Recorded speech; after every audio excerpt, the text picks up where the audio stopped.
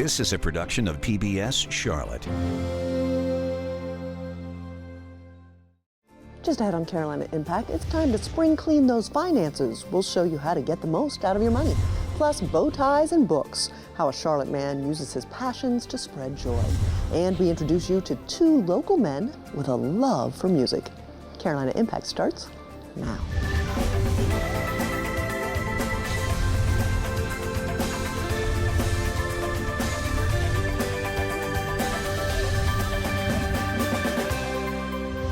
Good evening. Thanks so much for joining us. I'm Amy Burkett. These days, most people are looking to make their money go a little further.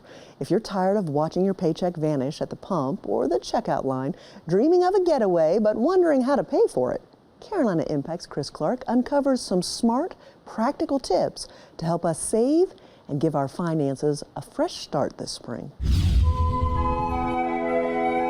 Spring is here, and while many are focused on clearing out clutter and freshening up our homes, it's the perfect time to clean up your finances.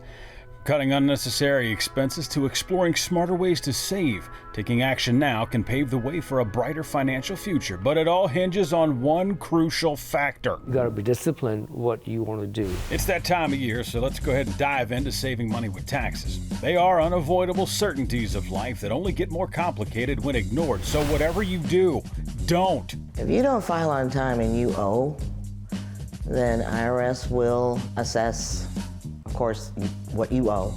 They will also tack on interest, which accrues daily, and there can be penalties. You could be in the thousands of dollars depending on what you owe. Judy McCrary is one of over 28,000 dedicated volunteers for the AARP Foundation, offering free tax preparation services. Our typical focus are those individuals that are 50 or older, lower income, low to moderate income.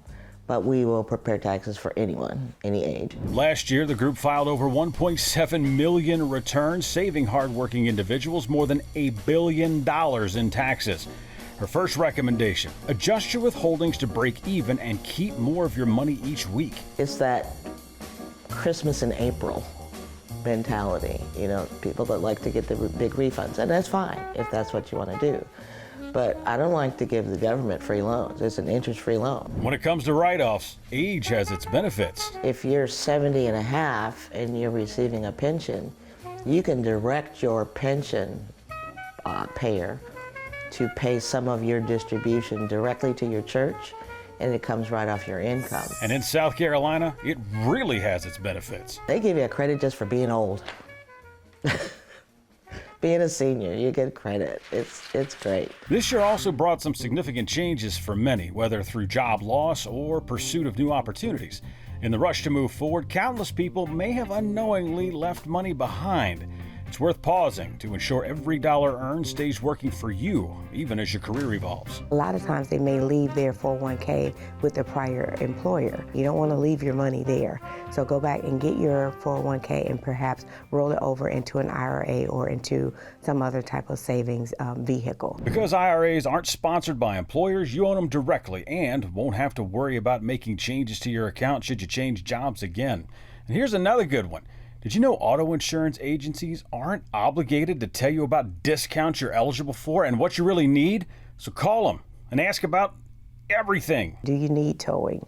How about your deductible? Do you need a $500 deductible versus a $1,000 deductible? So just shifting your deductibles for your auto insurance, that would allow you to save money as well. When it comes to cutting vehicle expenses, sometimes the key to savings lies in exploring your options and thinking creatively about everyday costs.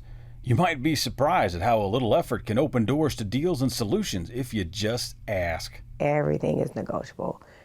You go for a car repair and, you're looking at $1,500. Go to your AutoZone. First of all, they'll probably sell you the actual part for pennies on the dollar. Also, that person working at that particular store, either they could do it or they may know someone else. The idea of paying a yearly fee for a big box store membership can feel like an unnecessary expense. But don't let the upfront costs scare you away. The savings from just one regularly purchased item makes this more than worth it. Take gas, for example. It's about 10 cents cheaper here than it is at a regular gas station. So if you've got a 15-gallon tank, you fill it up once a week, over the course of 52 weeks, you're going to save more than the cost of that membership, making that a smart decision. They have so many services within those. You can get your visions, your auto care, travel. There's so many things that they offer. Credit cards often get a bad rap when it comes to paying for things. They're often seen as a shortcut to debt rather than a tool for financial success. But with a little planning and the right rewards program, they can be a savvy way to unlock some travel discounts. You're spending the money anyway. And usually if we do that, then we get points that lead to Free ticket. to London. It was 65,000 points. Our other credit card that we use, if we buy gas or we do restaurants or we do groceries, we get 5 times the points, and that's what leads to our Toward the hotel. One thing is essential for this plan to work, and that is Pay that credit card off each month. but when you combine using credit cards with a discount program like the one at Harris Teeter, oh, it really pays off. Not only do seniors get a 5% discount when buying groceries on Thursdays, but you also get travel points for paying with your card, and Harris Teeter will give you points for every dollar spent that customers can use for future discounts in the store. Then you can get up to $35 off on gas when you have those 1,000 points. Another way to save is to stock up on restaurant gift cards at Harris Teeter for your go-to dining spots. And when planning ahead, you can buy those gift cards for Lowe's or Home Depot for big ticket appliances, turning those future purchases into smart money-saving moves. 2 years ago, the washing machine went out. Well, I had all these Lowe's gift cards, and so when we bought It was already paid for. With a little planning, discipline, and effort, you can turn everyday spending into meaningful savings and maybe even treat yourself with that well-earned vacation. For Carolina Impact, I'm Chris Clark. Thank you, Chris. The best advice we heard over and over is make a plan and stick with it. Most people get into trouble when they make impulse buys. A few cents or a few dollars here or there might not seem like much, but over the course of a year, it adds up to big money, saved or spent. Well, these days, most men don't know how to tie a bow tie. You can learn on the internet, or you can meet Charlotte's own bow tie man, Darren Gleaton, who tries to teach everyone he meets. It's pretty hard to miss him because he's always making a statement. Carolina Impact's Dara Khalid and videographer Marcellus Jones show us how he combines his many talents to make a positive impact. Roger struggled a lot with being a bee and wanted to be something different to feel better about himself. It's his signature look, a bright yellow bow tie covered in colorful insects, an eye-catching hat, a shiny gold watch for some flair, and a book. Spike, Spike! Look, I got extra legs, Roger screamed. If kids aren't dazzled by his fashionable appearance, the books Darren Gleaton Sr. reads are sure to do the trick. You see it? Yeah, they found the shell. And the books you see him reading aren't just any old books off the shelf. They're ones he's written, like this one, Just Be Yourself, that has a message he wants kids to hold on to. What did we learn? We learned that you are cool just like you are. You know, you don't have to be something different. You don't have to be anything else. The 32-year-old just published his 4th children's book called Stuck in Her Shell. He's read his books at over 12 schools across Charlotte and has given dozens of them away. But this particular stop here at Gleaton's Learning Academy is extra special. Oh, I'm a proud mom. I'm excited. And I take great pride in him being able to read to children going to schools. That's great. Priscilla Gleaton watches her son with joy as he reads to kids at her child care center. It reminds her of moments years ago that she spent with Darren and his older brothers doing the same thing. I always told him, you know, you got to be able to read. And he's doing it. And he's teaching others to do that. So that's great. And she's not the only one who notices the impact he has on little ones. It's beautiful. Just to hear them come home and say, Nana, I did this today, or Darren came and read us a book, Nana, or we talked to Darren, they love him. Although Darren loves to make other kids smile, his whole journey of being an author started by him wanting to make his own kids smile. My oldest son, he actually is an artist and he, loves math, but struggled a little bit in reading. So what I wanted to do is, show him if I'm writing the books and you think I'm cool, then, reading is cool. Well, did it work? Yeah, I am getting better at reading. So not only did his first book, You Can Be Fly, help his son do better in the classroom, but it encouraged Darren to keep on writing. He's sold over 300 copies of his 4 books, which can be found worldwide. Literally. My books are in Australia. They're all over the world. I have them on Barnes & Nobles, Books A Million, Target, Walmart, online. And his accomplishments aren't just for him. This is something that he can show his children's children, children, or, when I'm gone, he can show them the back of the books, of him on the back of the books. Well, Darren's 13-year-old son, who shares his name, didn't just inspire his dad to become an author. I wanted to change my swag into more suave and distinguished, and not look like a child having a child. And I started wearing bow ties.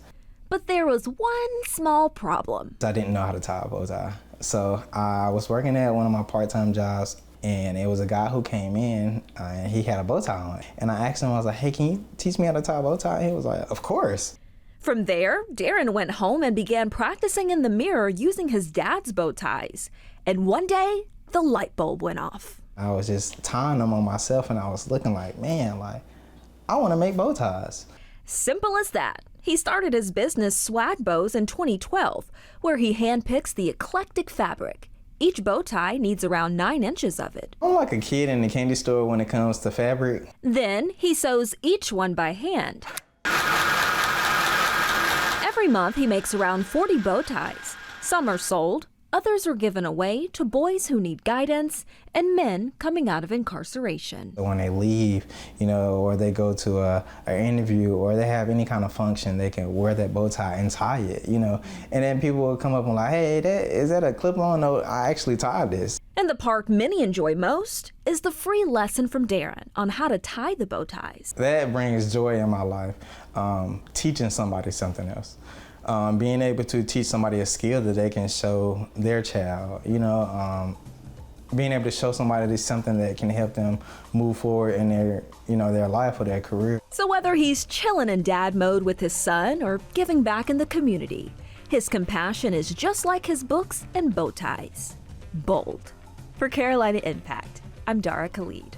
Thank you, Dara. Darren isn't the type of person to slow down much when it comes to his 2 passions. He's already written the drafts for his next 3 children's books. Plus, he's starting an initiative with his bow tie company to raise awareness for prostate cancer. Well, next, he isn't the only author you get to meet tonight.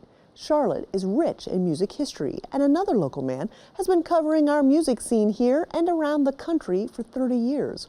When he's not photographing bands on stage, you can find him in the studio producing albums or writing books about music. Producer Russ Hunsinger has the story.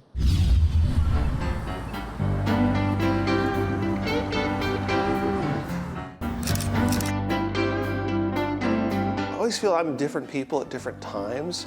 Some folks know that I do events. Some people know that I work with a lot of musicians.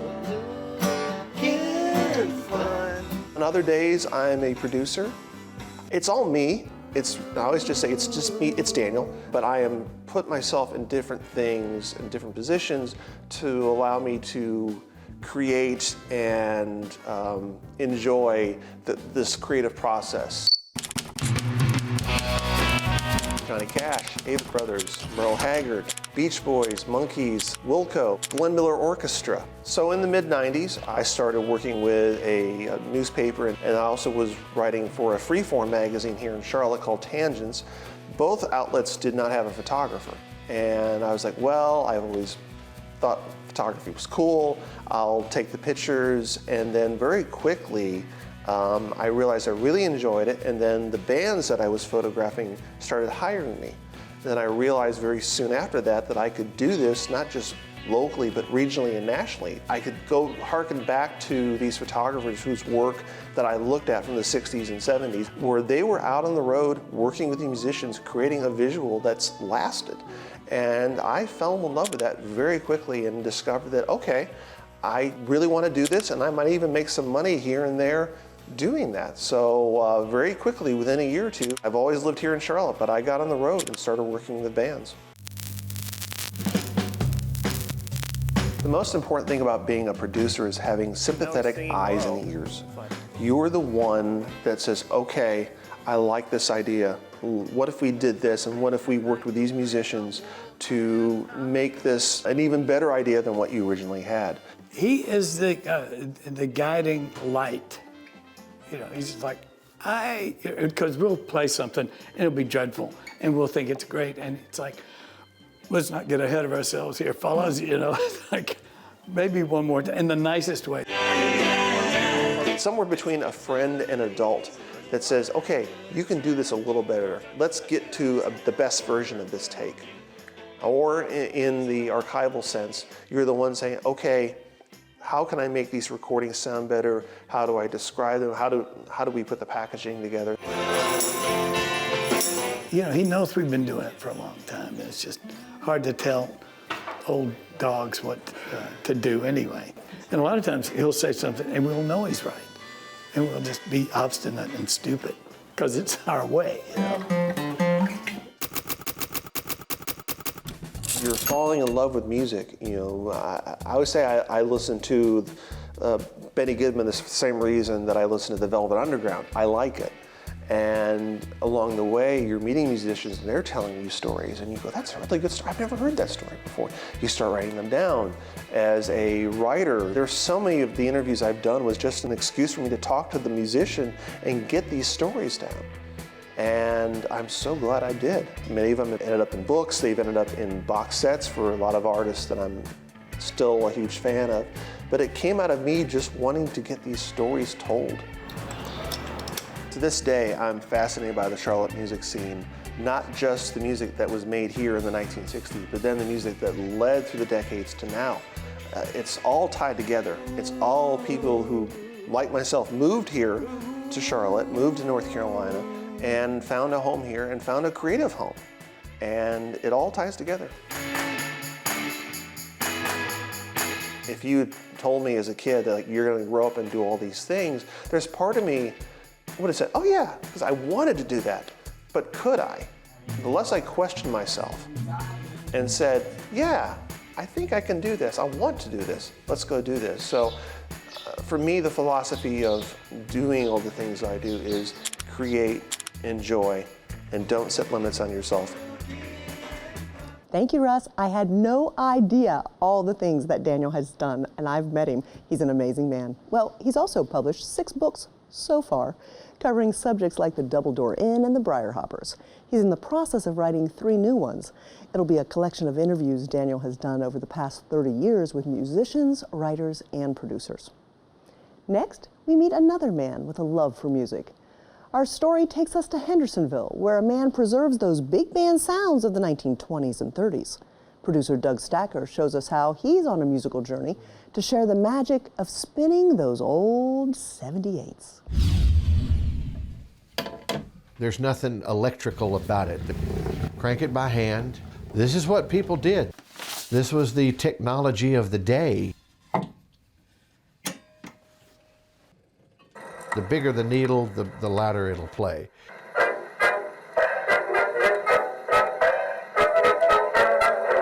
I'm Russ Wilson. I'm a professional musician,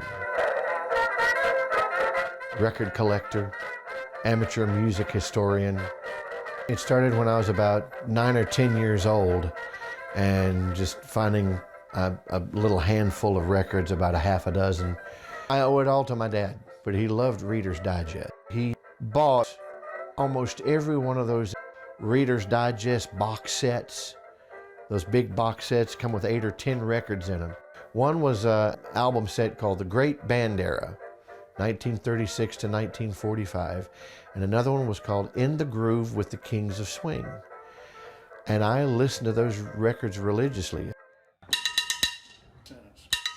That experience kind of patterned the rest of my life. I loved that music. I knew I wanted to play that music. The tagline that I've been getting being a vintage band leader is the Paul Whiteman of the 21st century.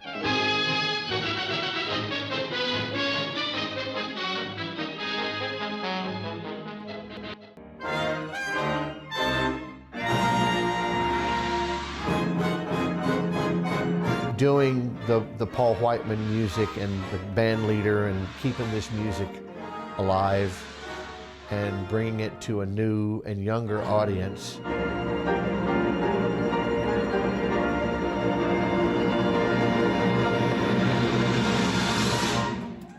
Well, folks, this is the museum, as my friends and family call it. This is where the majority of the antique phonographs live. 29 phonographs, 2 sets of vintage hi-fi gear, the 64 Wurlitzer jukebox, and between the 33s, 45s, and the 78s, but mostly 78s, over 5,000.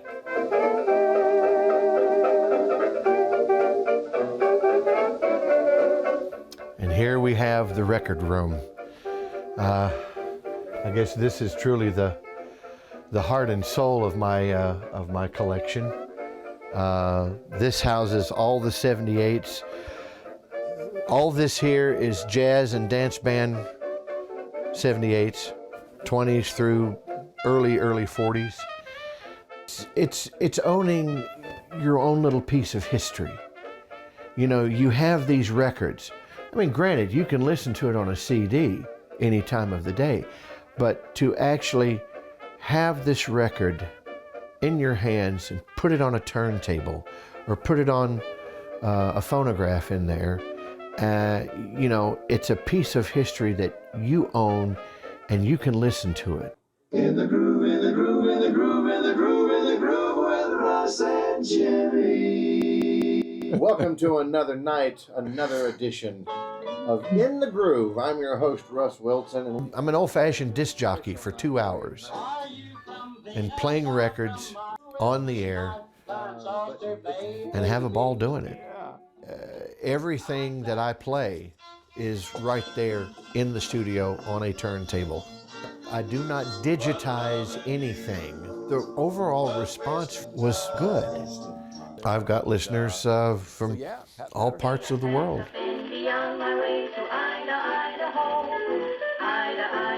They talk about you know, the Roaring 20s and the 30s, 40s, the swing era. That time period is a very, to me, it's all about style and class, and you know, there have been a lot of times I've visualized myself in your own little world, in your own little section of time that you can just kind of drift off to and think about how you would have been in that era.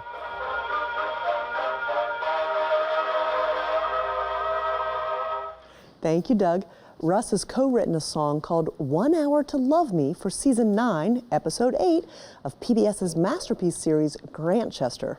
Plus, his radio show, In the Groove, airs Monday nights from 7 to 9 on WPVM, the voice of Asheville. Well, that's all the time we have this evening. Thanks so much for joining us. We always appreciate your time, and we look forward to seeing you back here again next time on Carolina Impact. Good night, my friends.